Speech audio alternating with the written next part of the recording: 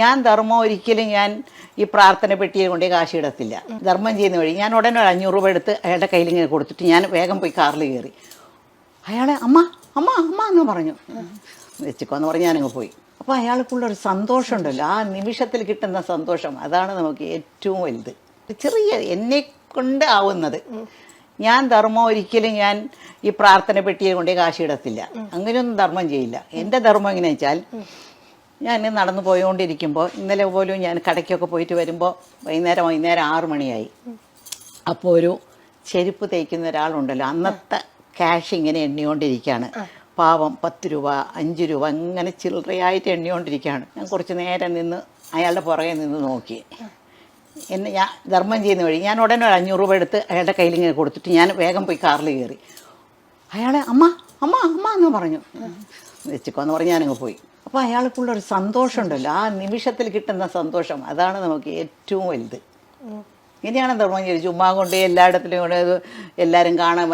ഞാനിപ്പോൾ ഈ പറയില്ലായിരുന്നു എങ്ങനെയാ ധർമ്മം ചെയ്യുന്നത് വെച്ചാൽ, നമുക്ക് അങ്ങേർക്ക് എത്ര കഷ്ടം, രാവിലെ മുതൽ വൈകുന്നേരം വരയ്ക്കും ഒരു പ്രായമുള്ള ഒരാൾ അവിടെ ഇരുന്ന് ആ ചെരുപ്പ് കുത്തി എന്ത് കഷ്ടപ്പെട്ടാണ് ചെയ്യുന്നത്. അപ്പം നമ്മൾ ഒരു ദിവസം ഒരാൾക്കെങ്കിലും ഒരു 10 രൂപയെങ്കിലും ആർക്കെങ്കിലും കൊടുക്കണം. നമ്മളെ കൊണ്ട് ഒരാളെങ്കിലും സന്തോഷമായിരിക്കണം എന്ന് നമ്മൾ വിചാരിച്ചാൽ അതന്നെ മതി. അതായിരിക്കും നിങ്ങൾ ചോദ്യത്തിൻ്റെ ഉത്തരം. അത് ശരി. ഇപ്പം അനുരാഗം സിനിമയിൽ ഇപ്പോൾ ഷീലാമ്മ പറഞ്ഞു കുറച്ച് സീൻസേ ഉള്ളൂ അഭിനയിക്കാൻ, ഭയങ്കര ക്ലോസ് ആയി എല്ലാവരുമായിട്ടൊന്ന്. ആ സെറ്റിലത്തെ ഏതെങ്കിലും ഒരു നല്ല ഓർമ്മ, ഒരു കാര്യം ചിന്തിച്ചെടുക്കാൻ പറ്റിയിരുന്നെങ്കിൽ ഇതായിരിക്കും. നല്ല ഓർമ്മ എന്നൊന്നും പറയാനൊക്കെ ഇല്ല, ഒരു ഭയങ്കര ഓർമ്മ ഉണ്ട് എൻ്റെ അടുത്ത്. അതെന്താ? അതായത് ഞാൻ വന്നിട്ട് ഇത്രയും കൊല്ലങ്ങളായി സിനിമയിൽ വന്നിട്ട്, ഒരു സിനിമ സ്പോട്ടിൽ പോലും എനിക്ക് ഒരു അപകടം പോലും പറ്റിയിട്ടില്ല.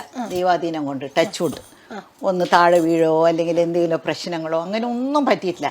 പക്ഷേ ഈ അനുരാഗത്തിൽ ഒരു ഭയങ്കരമായിട്ടൊരു കാര്യം സംഭവിച്ചു. അന്ന് ലാസ്റ്റ് ഡേ ഷൂട്ടിംഗ് ആയിരുന്നു.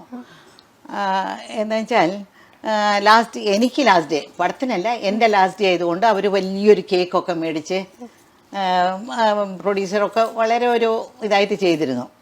അപ്പോൾ ലാസ്റ്റ് അതായത് ജോളി ആൻ്റണിയുടെ പുറകെ ഞാൻ വന്ന് ബൈക്കിൽ പോകുന്ന മാതിരി ഒരു ഷോട്ട്.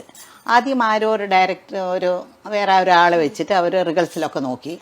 ഷോട്ട് സമയത്തായിരുന്നു ഞാൻ കയറിയിരുന്നത്.